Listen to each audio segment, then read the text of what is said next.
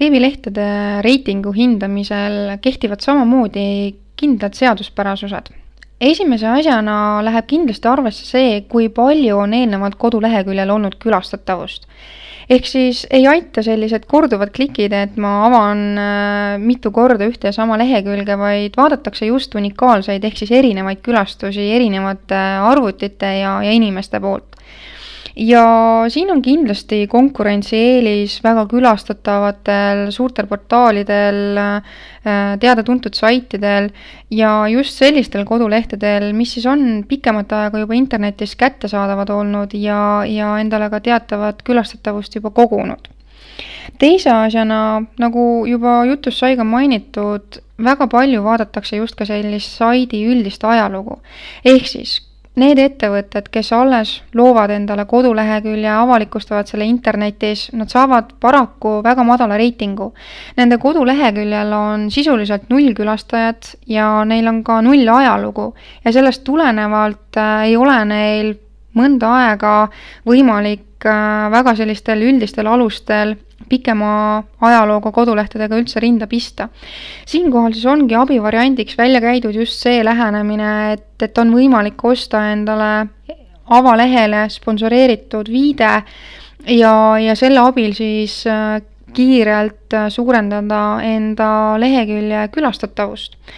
Aga nagu ikka, see eeldab teatavat ressurssi ja samamoodi tõenäoliselt on ta ikkagi selline lühiajalisem protsess, et kindlasti tasub seda kasutada, aga lihtsalt tuleb ka arvesse võtta, et sellest hoolimata ei tasu jätta tegemata enda kodulehe optimeerimisi.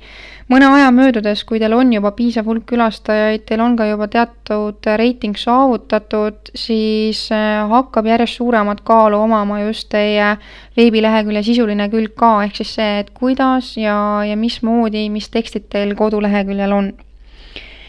Ja järjest suuremat kaalu selle prestiižsuse ja imagoloogia koha pealt on saavutamas see, kui paljud teised koduleheküljed viitavad teie kodulehele ja kui prestiižsed need viitavad koduleheküljed on. Ehk siis soovitan alati rääkida oma potentsiaalsete koostööpartneritega, et nad looksid enda kodulehele viiteid teie saidile ja samamoodi tehke seda ka vastupidi, et kasutage ka enda kodulehte selleks, et viidata enda koostööpartneritele. Samamoodi väga suur kaal on kindlasti sellistel erinevatel reklaamikeskkondadel, kes siis võimaldavad reklaamipindade kaudu luua enda portaalidest viiteid teie saidile. Siinkohal aga tasuks keskenduda just nii-öelda tõsiselt suure kaaluga ja külastatavusega saitidele. Tuleb tunnistada, et reklaamihinnad on valdavalt suhteliselt ühes hinnaklassis kõigil teenusepakkujatel, küll aga erinevad nende külastatavuse hulgad kordades. Ehk siis mõned väga teada-tuntud kanalid, ajalehed on võib-olla oluliselt tagapool, kui tegelikult hinna järgi eeldada võiks, et alati võrrelge erinevaid keskkondi, vaadake seda, kui palju on reaalselt külastajaid. Et seal on ka kindlasti väga-väga palju erinevusi. Ja nagu ma mainisin, see külastatavuse hulk nendel viitavatel kodulehtedel on samamoodi väga oluline, et mida külastatavamad, mida loetavamad, vaadatumad need keskkonnad on, seda parema boonuse annab ka see viide siis teie kodulehele. Ehk siis ka viidete puhul ärge keskenduge ainult kvantiteedile, vaid vaadake ka seda tõesti, kui külastatavad hea reitinguga saidid te enda kodulehega nii-öelda kaudselt seote.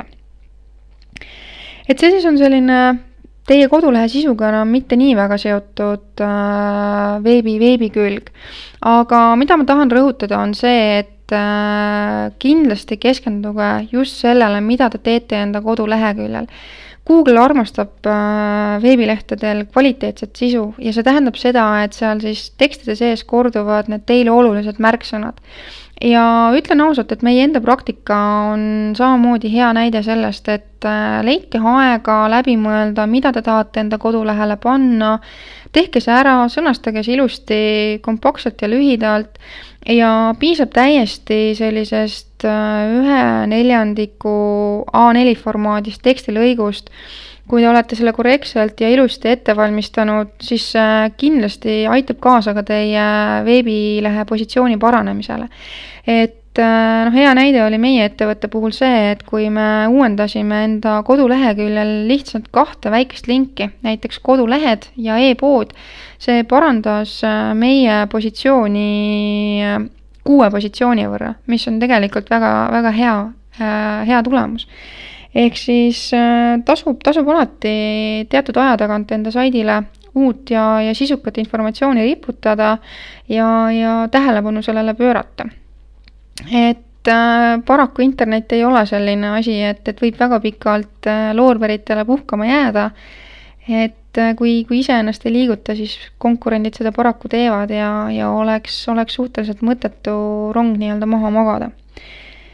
Kindlasti see nüüd on see jutt, mis on suunatud nagu teile endale käe proovimiseks, testimiseks, et internetiturundusega tegelevad ka väga paljud ettevõtted ja kindlasti teevad nad seda teenust väga hästi ja kvaliteetselt, küll aga praegusel ajal on kogu see internetiturundus tehtud ka väga käepäraseks ja nii-öelda lihtsalt kasutavaks ka mitte IT-inimesele, et teadlikult oma kodulehel toimetades, liiklust jälgides on teil sisuliselt väga hea võimalus ka täiesti välise abita enda kodulehekülje positsiooni väga hästi ja ilma igasuguste lisakulutusteta parandada.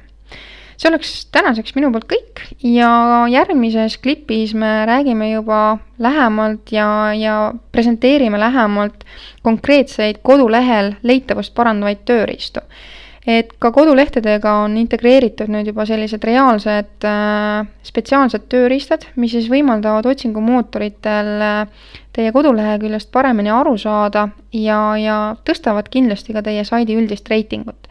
Et kindlasti, kui te enda kodulehega tegelete, siis vaadake esimese asjana üle ka see, et kas teil on need kodulehe optimeerimise tööriistad ka saidiga kaasas. Et see aitab ka kindlasti sellisele üldisele leitavusele ja reitingule väga palju kaasa. Tänan tähelepanu eest!